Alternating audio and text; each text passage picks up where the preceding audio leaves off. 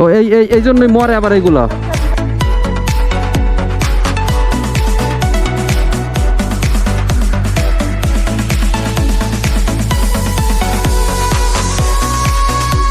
Good morning বন্ধুরা, কেমন আছেন সবাই? আশা করছি সবাই খুব ভালো আছেন। সাধারণত আমি এত সকালবেলা ঘুম থেকে উঠি না, তবে আজ ছোট্ট একটা কাজ রয়েছে তাই বের হলাম এত সকালে। যদিও অনেকটাই বেলা হয়ে গেছে, এখন সময় বাজে 7:50, কিন্তু দেখতে পাচ্ছেন বন্ধুরা আমার সামনে কুয়াশা। একটু দূরেই কিছু দেখা যাচ্ছে না, এত কুয়াশা।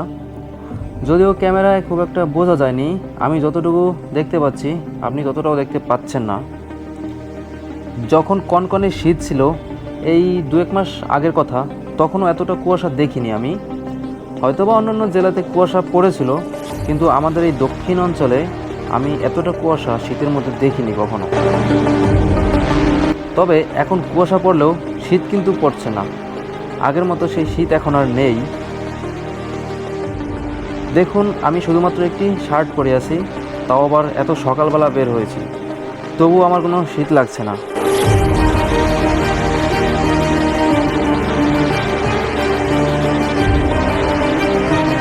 আর আমি এখনও বাজারের মধ্যে দিয়ে রাইড করতেছি।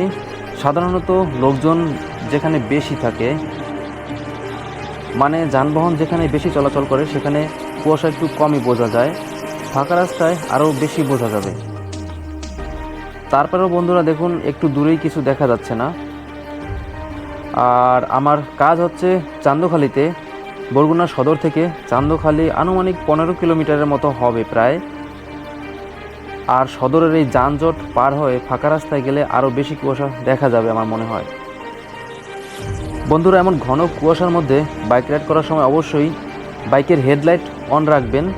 শুধু বাইক না, আপনি যে যানবাহনটি চালান না কেন, হেডলাইট অন করে রাখবেন এবং কিছুক্ষণ পরপর হর্ন দিবেন। শীতের সিজন শেষ হয়ে যাচ্ছে আর বৃষ্টির সিজন আসতেছে, তাই শুধুমাত্র কুয়াশার মধ্যে না, বৃষ্টির মধ্যেও গাড়ির হেডলাইট অন রাখবেন। তাহলে রাস্তায় আপনার ভিজিবিলিটি বেশি থাকবে এবং অন্য কোনো গাড়ি আপনাকে সহজেই দেখতে পারবে। এতে করে দুর্ঘটনা ঘটার সম্ভাবনা অনেকটাই কমে আসবে। সেই সাথে যদি আপনার বাইকের ইমার্জেন্সি লাইট থাকে, অর্থাৎ 4টা ইন্ডিকেটর একসাথে জ্বালিয়ে দিবেন। বন্ধুরা, কুয়াশা এতটাই ঘন যে আমার হাত ভিজে যাচ্ছে আর আমার শার্টটিও ভিজে যাচ্ছে। ক্যামেরার কী অবস্থা বুঝতে পারছি না, লেন্সে অবশ্যই ফগ জমে আছে, হয়তো বা আপনারা ভালোভাবে বুঝতে পারতেছেন না। একটু মুছে দেই, তাহলে হয়তো কিছুটা বোঝা যাবে। দেখুন, এই গাড়িটি যদি আগে থেকে হেডলাইট জ্বালিয়ে আসতো, তাহলে আমি আগেই বুঝতে পারতাম যে সামনে কিছু একটা আছে। এজন্যই বলি, কুয়াশা এবং বৃষ্টির মধ্যে গাড়ির হেডলাইট অন রাখবেন। ক্যামেরায় হয়তো কুয়াশা অতটা বোঝা যাচ্ছে না, কিন্তু আমি সামনে যে ট্রাক আসতেছে এটা আগে থেকে বুঝতে পারিনি। বলেছিলাম বন্ধুরা, বাজার পার হলে ফাঁকা রাস্তায় গেলে আরও বেশি কুয়াশা দেখা যাবে। আর দেখুন, এখানে ভয়াবহ রকমের কুয়াশা। এরকম কুয়াশায় দুর্ঘটনা ঘটার সম্ভাবনা অনেক বেশি থাকে। তাই বন্ধুরা, আপনি যে যানবাহনটি চালান না কেন, কুয়াশার মধ্যে অবশ্যই অতিরিক্ত সাবধানতা অবলম্বন করবেন এবং ওভার স্পিড থেকে বিরত থাকবেন। এতটাই কুয়াশা যে ক্যামেরার লেন্স একটু পরপরই ঘোলা হয়ে যাচ্ছে, সেই সাথে আমার হেলমেটের ভাইজর ঘোলা হয়ে যাচ্ছে, ভাইজর খুলে চালানো লাগতেছে। কিন্তু এমন একটা সমস্যা যে হেলমেটের ভাইজর খুলে চালালে কুয়াশার জন্য চোখ নাক মুখ ভিজে যাচ্ছে সব, আবার বন্ধ করে চালালেও আমি কিছু দেখতে পাচ্ছি না। সব মিলিয়ে অনেক বেশি রিস্কের মধ্যে চালানো লাগতেছে। বন্ধুরা, কুয়াশার মধ্যে এমনিতেই অনেক বেশি রিস্ক থাকে, বিশেষ করে হাইওয়েতে। তার মধ্যে সবথেকে বেশি রিস্কের যে ব্যাপারটা, সেটা হলো ওভারটেকিং। এই ঘন কুয়াশার মধ্যে ওভারটেকিং করা খুবই রিস্কি, কারণ এমনিতেই একটু দূরেই কিছু দেখা যায় না। তার উপরে ওভারটেক করতে গেলে অপর পাশে যে গাড়ি আসতেছে কিনা কোনো, সেটা বুঝতে হবে এবং রাস্তার পরিস্থিতি বুঝতে হবে। কুয়াশার কারণে সেটা যেহেতু ভালোভাবে বোঝা যায় না, তাই ওভারটেকিং না করাই ভালো। আর যদি ওভারটেকিং করতে হয়, তাহলে অবশ্যই বন্ধুরা শতভাগ নিশ্চিত হয়ে আপনারা তারপর ওভারটেক করবেন।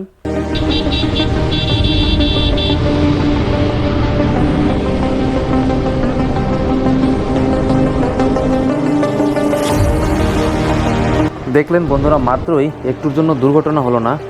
কুকুরটা হঠাৎ করেই রাস্তার মাঝখানে দৌড় দিতে চেয়েছিল।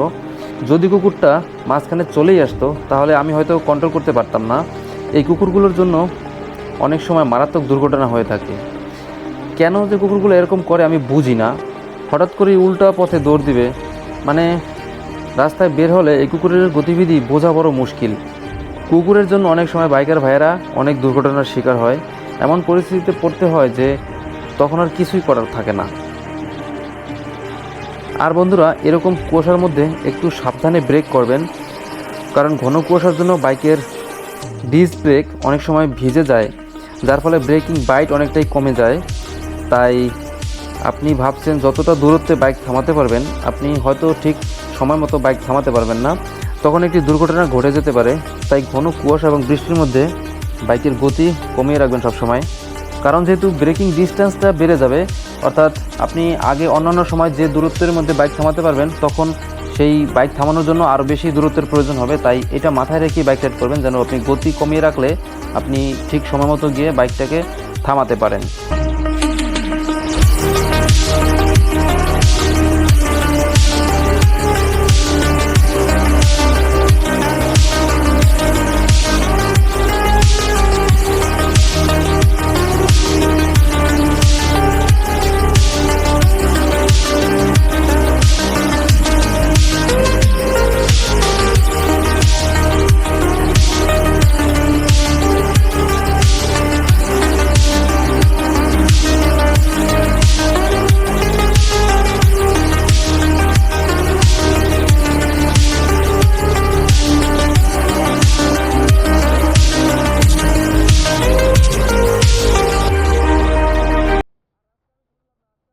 বিষয় যেটা হয়েছে, আমি এখানে নাইমে একটু চা খাইলাম, আর এতক্ষণে আমার ক্যামেরার মাইক্রোফোনের কেবলটা লাগানো ছিল না।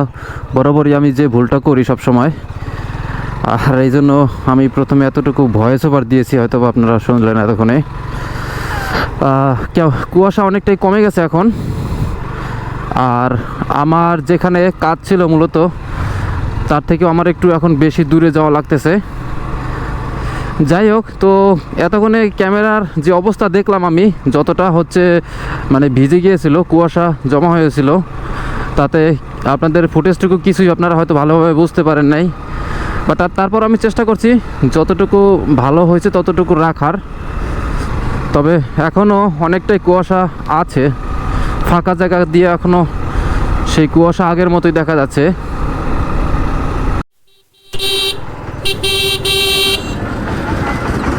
দেখুন বন্ধুরা, এখন রোদ উঠে গেছে একবারে, আর আমার যে কাজ ছিল সেই কাজ কমপ্লিট হয়ে গেছে। এখন ডিউটিরও টাইম হয়ে গেছে, আমার ডিউটিতেও ঢুকতে হবে, আর বাজারের মধ্যে আছি, তাই প্রচণ্ড জ্যাম। ও